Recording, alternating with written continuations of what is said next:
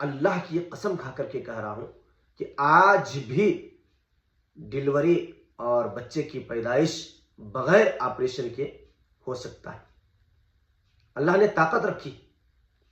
یہ تو ایک ڈھونگ رچا جاتا ہے، ایک بہانہ بنایا جاتا ہے کہ پہلے جیسی خوراک نہ رہی، پہلے جیسی عورتیں نہ رہی، پہلے جیسے وہ حالات نہیں رہے.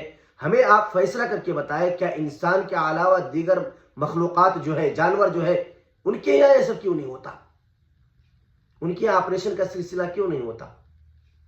کیوں آج بھی اسی نہج پر، اسی ڈگر پر اور اسی طریقے پر وہ بچے آج بھی گائے ہے، بھینس ہے، بکری ہے، خرگوش ہے، سال میں کئی بچے جنتے ہیں، ان کے آپریشن کا سلسلہ تو نہیں؟ تو یہ کاٹنے کا سلسلہ، آپریشن کا سلسلہ اور انسانی ظلم کا سلسلہ، اس کو ختم کیا جائے.